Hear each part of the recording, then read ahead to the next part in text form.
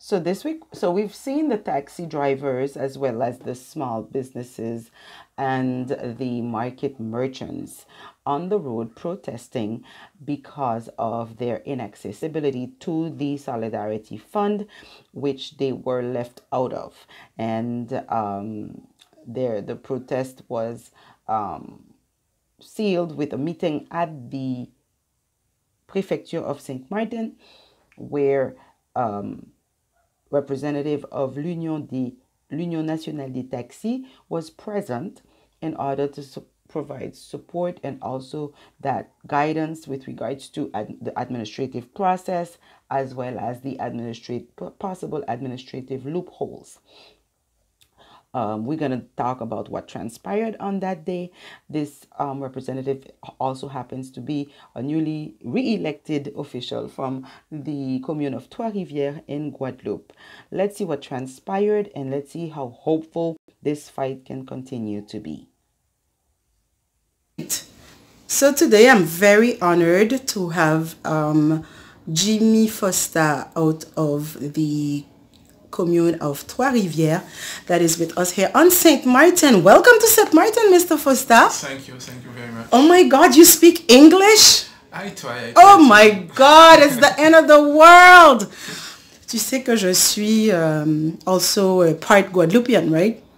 So I speak Creole, I speak English and French. Donc c'est très bien de voir que mes compatriotes de Guadeloupe, they're making more and more efforts. That's great. C'est vrai, c'est vrai. Peuvent parler anglais, peuvent parler français, ils n'ont qu'à parler créole. Ouais, ça au top. Aucun problème avec ça. En tout cas, on va apprendre à te connaître très rapidement. Moi, je suis honorée. Hein, c'est la première fois que je fais une interview de personnalité politique du continent, entre guillemets. Bienvenue chez nous. Merci de m'accueillir. Je suis très contente parce qu'en fait, j'ai envie de vous poser la question. Vous êtes rentré en politique, vous étiez quand même assez jeune. Dites-moi un petit peu comment ça s'est passé, votre entrée en politique. Comment vous faites pour être chef d'entreprise et du jour au lendemain, tu sais quoi? Ce que le pays, ce dont ma commune a besoin, ou mon territoire, c'est moi, dans ses décisions, dans la fonction, enfin, le processus démocratique, etc. C'est vrai que ma première expérience marquante en politique, ça a été ma candidature aux élections municipales en 2014. Ouais. À l'époque, j'avais 34 ans. Alors, pour comprendre un peu le cheminement, c'est que moi, je suis parti une dizaine d'années en métropole. J'ai fait mes études, j'ai fait des études informatiques à Rennes, j'ai travaillé ensuite en région parisienne. Ouais. Et je suis rentré en Guadeloupe en 2005. Donc, je suis rentré en Guadeloupe. Mais c'était un objectif de départ, de rentrer à un moment donné, ou c'est à force d'être là-bas qu'on se dit non, mieux vaut que je rentre chez moi? Au départ, j'étais parti pour 5 ans. D'accord. Je me suis dit que je pars pour 5 ans. Et finalement, j'ai fait 10 ans.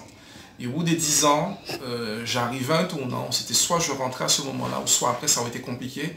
Parce qu'après, je savais que je partais dans un processus professionnel qui aurait fait que forcément, j'aurais progressé au niveau de mon entreprise. Et ça aurait été compliqué par la suite de revenir. Donc, je reviens en 2005. Et je reviens avec un regard différent de celui que j'avais quand j'ai quitté la Guadeloupe, quand j'ai quitté Trois-Rivières 10 ans auparavant. Donc, quand je reviens, je m'installe déjà en tant qu'homme, je m'installe, je me construis. Je développe l'activité professionnelle puisque je reviens dans le cadre d'une reconversion, puisque je ne suis pas transporteur à la base, ce n'est pas ma formation. Donc je reviens, donc on développe l'entreprise. Et au bout d'un moment, je me rends compte quand même qu'il y a du potentiel qui n'est pas exploité. Et c'est ce potentiel inexploité et cette envie aussi de servir mon territoire, de servir Trois-Rivières, qui fait que je me suis engagé pleinement dans l'action politique en étant candidat aux élections municipales de 2014. En 2014, j'arrive quand même un peu comme... un cheveu sur la soupe. Exactement, puisqu'à l'époque, je viens affronter une députée maire et il n'y avait aucun adversaire face à elle. J'ai eu toutes les difficultés du monde à constituer une liste, parce qu'il faut 29 personnes, hein, la commune de Trois-Rivières, il faut 29 colistiers. Mais nous avons quand même fait le travail, nous avons été élus. J'ai eu 4 élus en 2014. Et de 2014 à 2020, nous avons été des élus de l'opposition. Ensuite vient 2020, mais entre 2014 et 2020, il y a eu d'autres participations, d'autres élections. Mais petite question, lorsque vous rentrez et que vous vous rendez compte qu'il y a du potentiel inexploité, vous n'avez pas pensé à ce moment-là que ça aurait été possible d'alerter ceux qui étaient déjà là, ou tout simplement d'être, je sais pas moi, de les aider à mener des projets peut-être qu'ils n'avaient pas du tout envie de... Mais pour cela, il faut déjà sentir de la part de ceux qui sont aux affaires à ce moment-là qu'il y a cette ouverture-là. Bien évidemment. Donc pour vous, il n'y avait pas d'ouverture dans ce sens. À mon avis, non. Ce qu'il faut savoir, c'est que bien souvent, et c'est ce que je regrette de la classe politique de façon générale, c'est que les personnes qui sont au pouvoir n'ont qu'un objectif, c'est de se faire réélire. De se faire réélire, donc on soigne l'électorat. Trop souvent, on a des œillères, on ne voit pas ce qu'il y a à faire. Et c'est quand on se fait bousculer dans des élections, quand il y a une opposition, qu'on se dit effectivement, il avait peut-être raison, et je pense quand même avoir été entendu. Quoique de 2014 à 2020, c'était une mandature un peu bizarre, puisque j'ai connu 2 maires. À Trois-Rivières, nous avons eu 2 maires. Mais ça a été une expérience constructive. Et, donc si c'était à refaire, vous le referiez de la même manière. Tout à fait. D'ailleurs, je suis reparti encore au combat en 2020. Et du coup, est-ce que entre le regard que vous avez porté sur votre commune à l'époque, quand vous rentriez, quand vous êtes rentré en 2005, est-ce qu'entre-temps, il y a eu du changement quand même? Vous êtes arrivé même à l'opposition, vous avez pu ou pas peser dans la balance, vous avez pu influencer? Alors, je marquerai 2 temps dans la mandature 2014-2020. Les 3 premières années, nous avions une commune qui était dans une politique encore d'investissement assez dynamique. Moi, ce que j'ai reproché à l'équipe sortante, quand j'étais candidat en 2014, ce n'était pas son manque d'investissement, mais c'était les orientations qui avaient été choisies. D'accord. Parce que j'estime que Trois-Rivières, c'est une commune qui est une commune rurale, avec un fort potentiel touristique, c'est vrai, puisque en Guadeloupe, il y a une destination qui est prisée, qui est connue du monde entier, c'est les Saintes. La baie de Terre de Haut, c'est une baie qui est mondialement connue. Pour aller aux Saintes, il faut passer par Trois-Rivières. Et encore aujourd'hui, malgré tous les projets que nous avons entendus, malgré toutes les promesses qui ont été faites, encore aujourd'hui, l'embarcadère, le quartier de l'embarcadère de Trois-Rivières n'est pas digne en fait de recevoir un tel afflux de touristes. Et ça a été un de nos axes principaux de campagne. Et pour nous, le point de départ du développement économique de Trois-Rivières passe par là. Ce serait de capter ce passage touristique pour ensuite développer l'activité économique et touristique sur l'ensemble du territoire. Jusqu'à présent, ce n'est pas fait. Trois-Rivières, c'est une commune rurale, je le disais, donc c'est une commune aussi, un fort potentiel agricole. Là encore, au niveau de la politique agricole, donc il reste beaucoup à faire malgré tout. Malgré les années que nous avons passées dans l'opposition, malgré les propositions que nous avons pu faire, je pense qu'il y a encore du chemin, il y a encore du travail à faire. Donc vous encourageriez par exemple les nouveaux jeunes, ceux qui aspirent à entrer en politique, d'être plus actifs? Bien sûr, bien sûr. Pourquoi? Bien sûr, parce que... Parce que vous y rentrez, pourquoi je vous pose la question? Vous y rentrez, vous dites, voilà, le regard que je pose, il y a du potentiel inexploité, etc. Je vais rentrer, je rentre peut-être pas à la place de décisionnaire direct, puisque finalement je me retrouve à l'opposition, mais finalement le combat pour aller peser, pour faire changer les choses, les regards, les mentalités, est-ce que ça vaut vraiment le coup, quoi? Je pense que oui, parce que de toute façon, qui mieux que nous pouvons décider de ce que nous voulons pour notre territoire. Ce que je dis pour Trois-Rivières, pour la Guadeloupe, et aussi valable pour vous à Saint-Martin. Il faut absolument que les jeunes s'engagent. Parce que si on laisse la place vide, forcément, c'est d'autres personnes qui vont occuper cette place-là. Donc, moi, je pense que quelqu'un qui est originaire d'un territoire, qui a grandi, qui connaît et qui maîtrise l'environnement est mieux à même demain de porter un espoir. Et nos jeunes, qu'est-ce qu'ils demandent? Ils demandent de l'insertion. Bien souvent, ils demandent de l'insertion. Ils demandent de l'accompagnement parce qu'ils ont des projets, ils veulent entreprendre, ils veulent créer. Ils demandent aussi parfois de l'écoute, tout simplement. De se dire qu'on va prendre en compte leurs préoccupations, leurs problématiques du quotidien. Donc vous êtes super optimiste pour Trois-Rivières, pour cette nouvelle mandature que vous venez... Alors la nouvelle mandature, je l'entame encore dans l'opposition. Donc nous sommes encore... Mais vous êtes quand même encore optimiste. Moi je suis optimiste effectivement dans le sens où je sais que ce territoire a encore des potentialités. Maintenant, vont-elles être exploitées au cours de cette mandature? Ça j'en doute. Mais en tout cas, j'espère quand même que l'équipe qui est arrivée, l'équipe qui sera là, pourra travailler dans l'intérêt général. D'accord.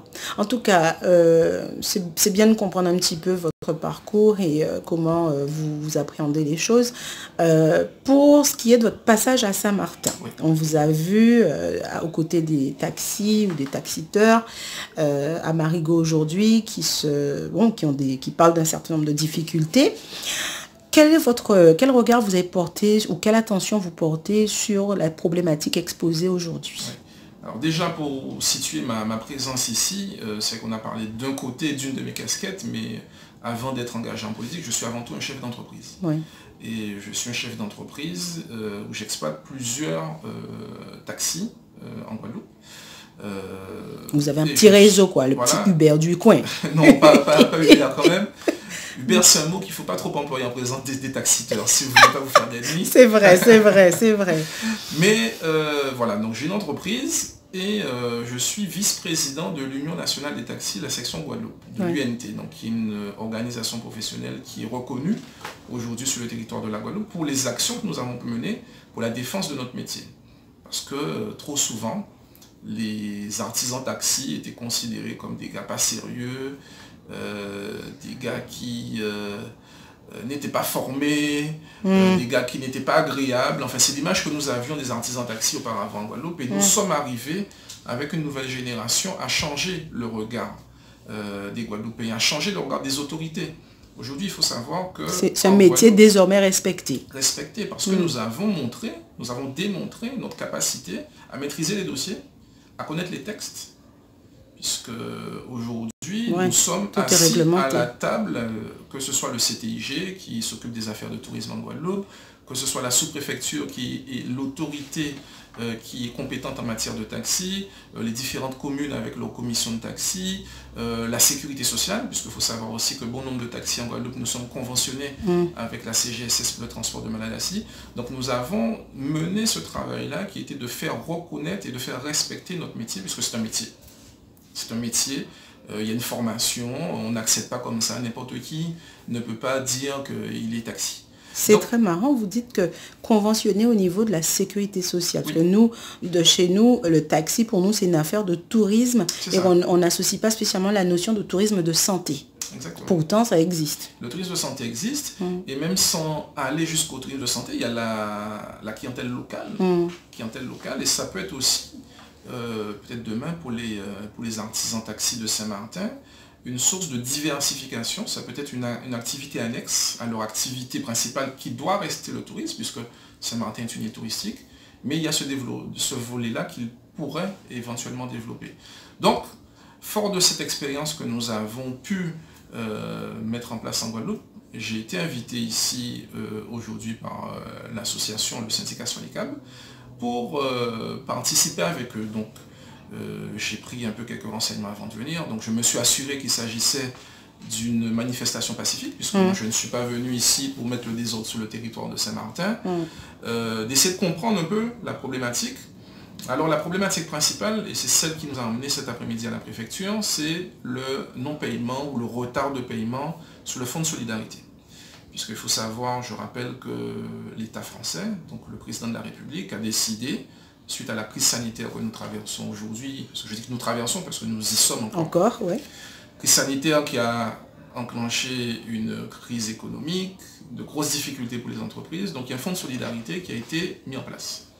Fonds de solidarité qui fonctionne quand même relativement bien sur le territoire national pour les départements français qui sont dans le cadre de l'article 73, enfin, qui sont régis par les lois françaises.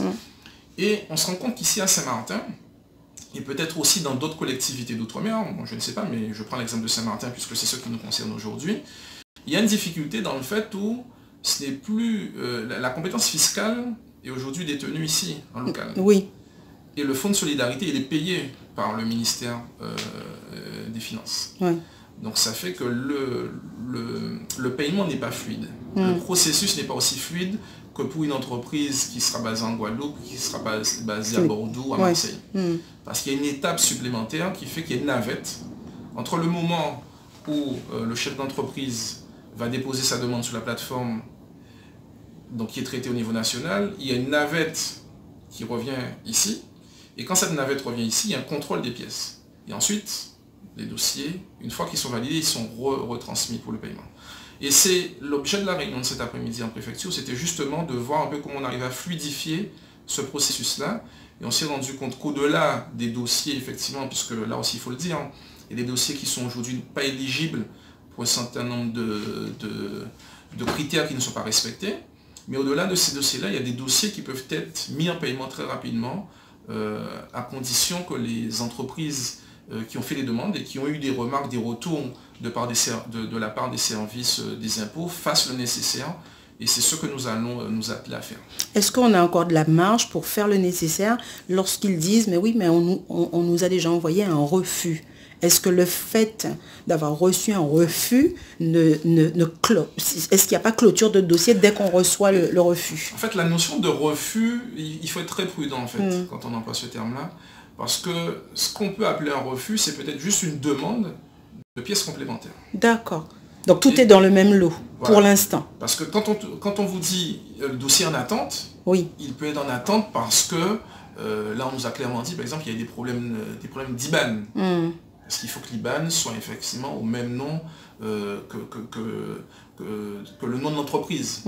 D'accord. Si c'est une entreprise individuelle, ça peut être le nom de l'exploitant. Mais voilà, si c'est une société, il faut que ça soit le nom de la société. Ouais. Des petits détails comme ça. Il y avait d'autres incohérences qu'il y avait sur ces dossiers, des dossiers qui potentiellement peuvent être validés, puisque ce sont des entreprises qui sont à jour de leurs obligations, mais de par de petites anomalies administratives comme ça, qui sont encore en attente.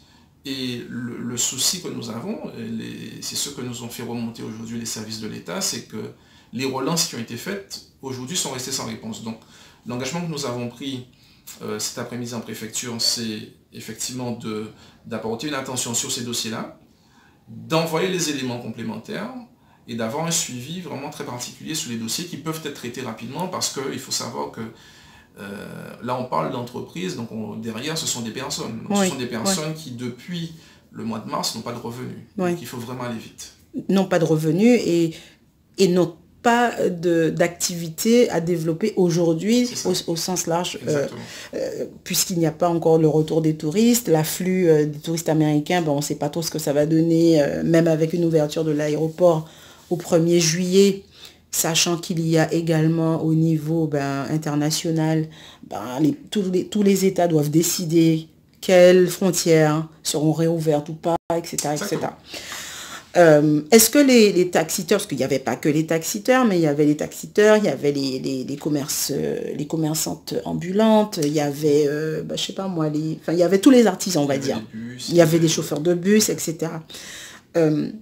Concrètement, aller de l'avant aujourd'hui, sachant que sur le territoire, la collectivité de Saint-Martin a également proposé, ou en tout cas créé, une cellule d'accompagnement qu'ils ont appelée CARE, dont le but c'est justement de regarder, de voir au cas par cas chaque dossier, pourquoi il y a eu un refus ou un problème ou une anomalie, afin de traiter. Est-ce que votre action, ça vient en doublant de tout cela, ou ça sert de contre-vérification de ce processus-là? Alors je ne sais pas si ça vient en doublant, parce que si ces mesures avaient été efficaces ou avaient été utilisées, je ne pense pas que je serais là aujourd'hui. Donc si les collègues aujourd'hui ont vraiment tiré ce signal d'alarme, c'était un cri de détresse aujourd'hui. C'était vraiment un cri de détresse parce qu'ils sont vraiment à bout. C'est parce qu'ils n'ont pas su trouver, peut-être par manque d'information ou peut-être par négligence, je ne sais pas. En tout cas, ils n'ont pas su trouver l'accompagnement nécessaire. Donc la réunion de cet après-midi était quand même nécessaire parce que ça nous a permis vraiment d'avoir les interlocuteurs qui maîtrisent. Nous ne sommes pas passés par des intermédiaires, nous avons été directement à la source puisque c'est le trésorier payeur qui nous a reçus. En compagnie des services de la DIEC, du secrétaire général de la préfecture. Donc ce sont des personnes vraiment qui sont au fait et qui connaissent les dossiers, parce que c'est eux qui les ont traités. Donc ce sont ces personnes-là qui nous ont reçus, qui nous ont donné les réponses. Donc ça n'empêche pas que la collectivité ou que la CCI puisse mettre en place des mesures d'accompagnement, c'est toujours un plus, mais au moins nous avons eu des réponses concrètes cet après-midi. Donc vous êtes donc, même pour ce dossier-là, très optimiste également. Vous pensez que, parce qu'ils disent qu'environ 800, il y a environ 800 dossiers qui sont comme ça là, en attente. Non, en fait, non, pire, je crois qu'il y avait eu 3000 et quelques demandes. Sur les 3000 demandes, il y avait à ce moment-là environ 300 réponses positives, ou en tout cas des personnes pour lesquelles les dossiers ne présentaient aucune anomalie et qui ont reçu la fameuse aide, ou le fonds de solidarité.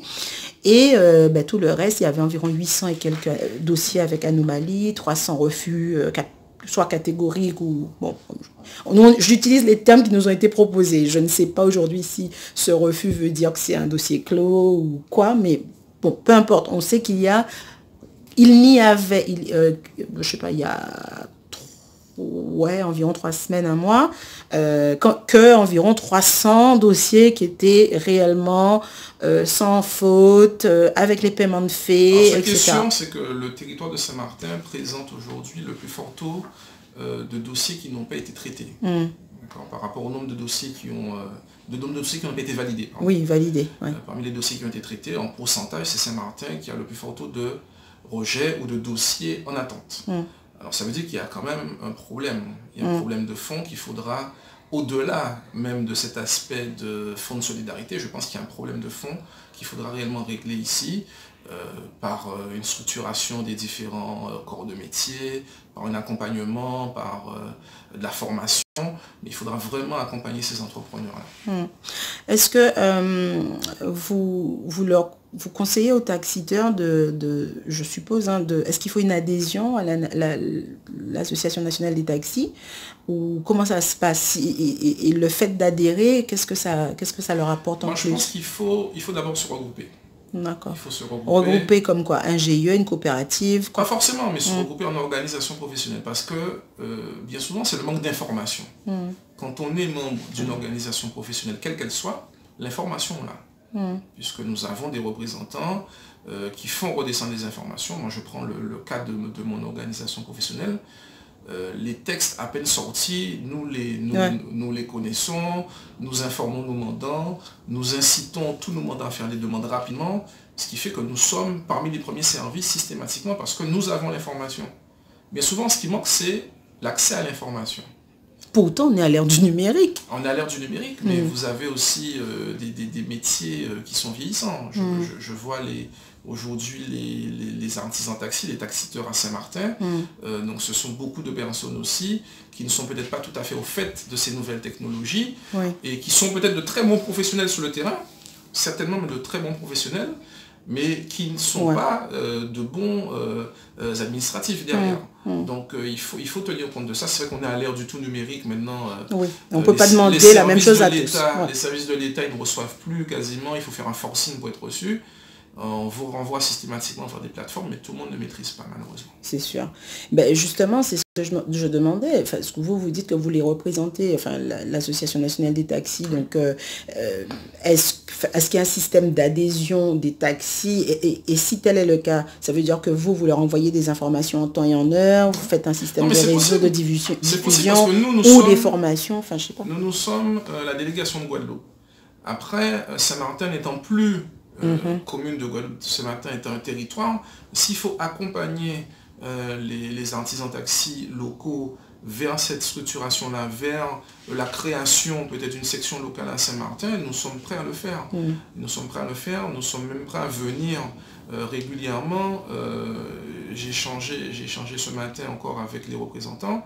Nous avons déjà évoqué des échanges que nous pouvions mettre en place entre Guadeloupe et Saint-Martin pour permettre peut-être à des taxiteurs de Guadeloupe de venir ici se perfectionner sur certaines techniques que vous avez de travail ici et vice-versa, faire venir des taxiteurs de Saint-Martin chez nous en Guadeloupe pour qu'il y ait un partage d'expérience puisque nous avons des retours de terrain qui ne sont pas les mêmes et je pense que ça peut être gagnant-gagnant.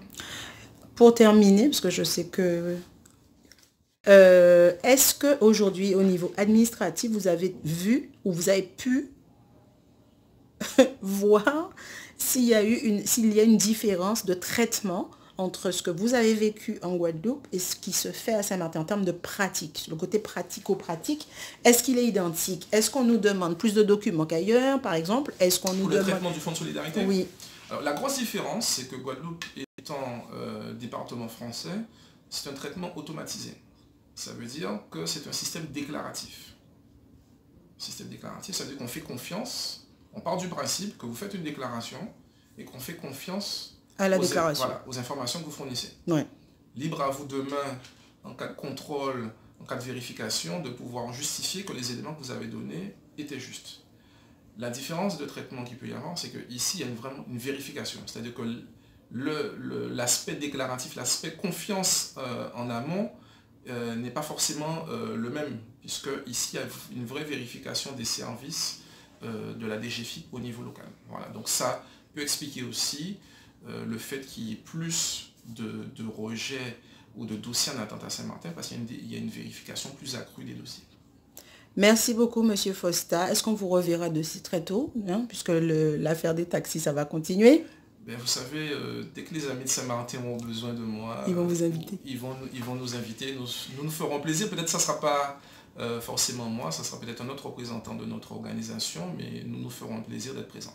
En tout cas, moi, je vous souhaite une belle mandature, même sur les bancs de l'opposition.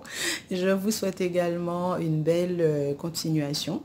Merci. Et merci d'être venu à Saint-Martin. Et je ne sais pas, moi j'attendrai la suite. Je vous communiquerai mes coordonnées pour que vous puissiez m'envoyer des informations, notamment par rapport à ce métier. C'est vrai qu'on n'y pense pas, mais quand on réfléchit, en France, souvent, tous les secteurs d'activité sont en fait très réglementés. Quand on y pense... Particulièrement quand il s'agit du transport de personnes. C'est un des métiers, c'est un des secteurs d'activité les plus réglementés sur le territoire français, parce que on transporte des personnes, donc on a en charge des vies dans le véhicule, donc c'est un secteur très contrôlé, puisque la réglementation est très stricte à ce niveau.